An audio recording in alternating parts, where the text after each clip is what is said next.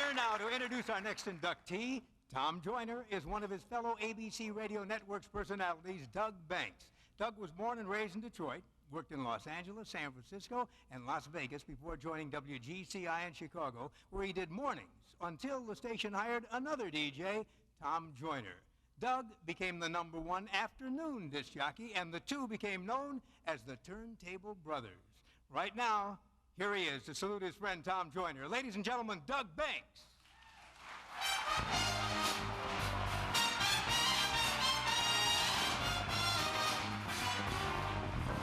All right, perfect. You know what? I had a big speech prepared, but you know, I'm a radio guy, so I can talk off the cuff.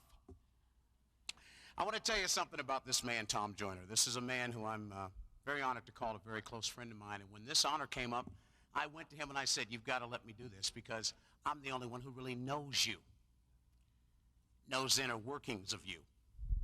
And so, of course, he immediately said, yeah, man, you're the one. And with that, I said, all right, fine. What do I tell you about Tom Joyner? Here's a man who has done an incredible thing, not only for urban radio, but for radio on the whole. Tom Joyner is a very unique man. About 12 years ago, I was sitting at home doing mornings in Chicago and about to get married and was kind of anxious to be with my wife and spend time working in the afternoon.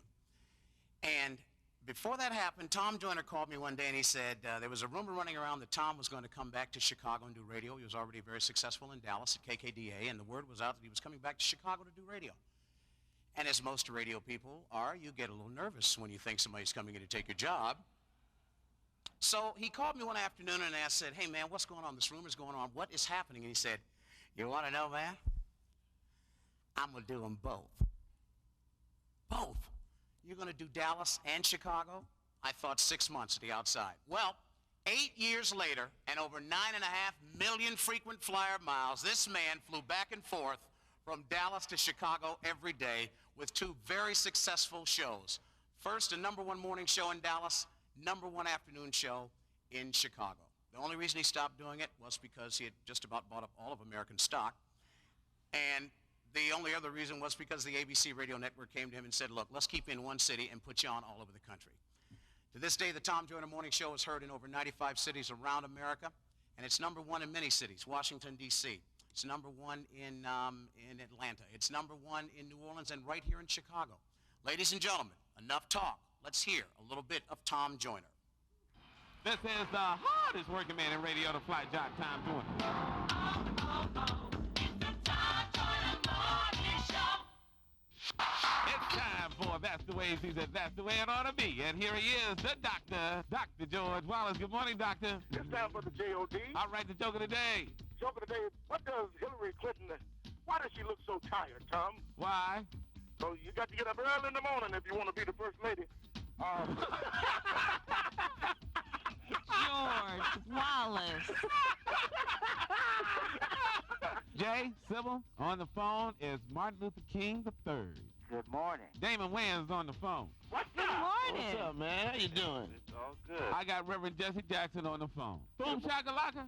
Shakalaka, shakalaka. Good morning, morning. family. In our D.C. studios is the Sugar Man, Sugar Ray Leonard. What's up, man? How you guys doing? Honor. You. I'm flabbergasted. Here she is, Gladys. Good morning, Tom. Good morning, Gladys. You ready for the big fight?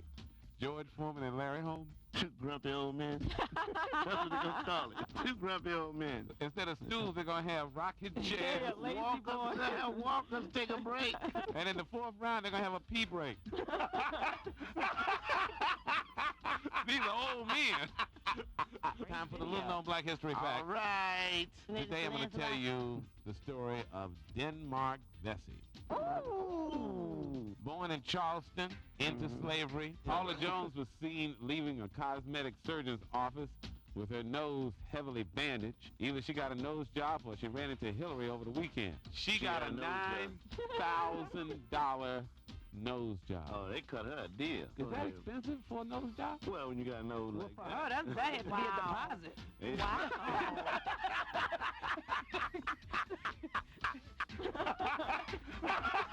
See you, Sybil. Aloha. Player. Player on.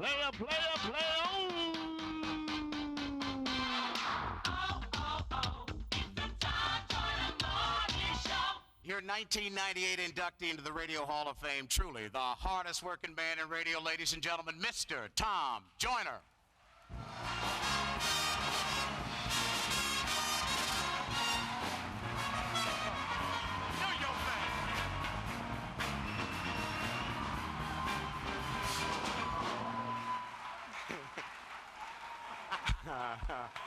Thank you. Wow. This is dedicated to my mom. Hey, buddy.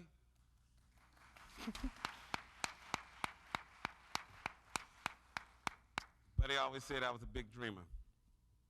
I used to tell her stories about how I was going to be somebody. She laughed. I made her laugh.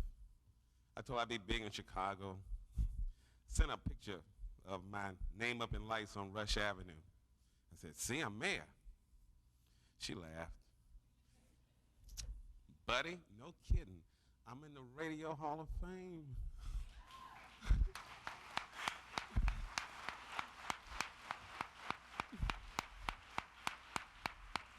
And look who's here, buddy. Pops is sitting over there. Pops got on his same tuxedo. You can't see the moth holes. It's dark down here, buddy. But he looks good. Pops looks good. Yeah. My brother, Albert and Danita, they're sitting back there, buddy.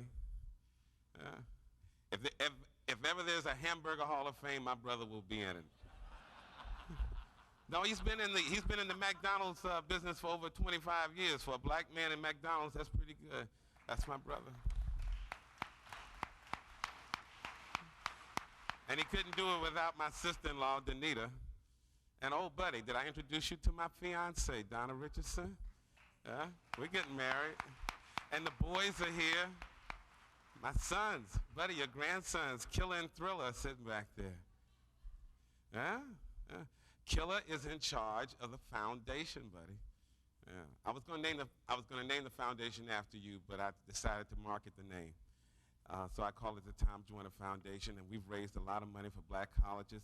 Killer's the CEO. Thriller is in marketing with the show. And speaking of marketing, the man who is known for Ebony and Jet and Fashion Fair magazine, Fashion Fair Cosmetics, and the fashion show for Ebony magazine, Mr. John H. Johnson is there. He created black consumer marketing. Thank you, Mr. Johnson, for my break. And Marv Dyson, who's taking all the credit for me going back and forth, he's back there, even though he thought it was his idea. Yes, it was mine. Thank you, Marv. And the people who brought me to ABC are here. And here I am in front of the Hall of Fame, reaching some 95 stations with Jay and Sybil and Myra and Brad Sanders and all the people that made it possible. Buddy, they're playing the song now, so I have to go. But I'm in the Hall of Fame.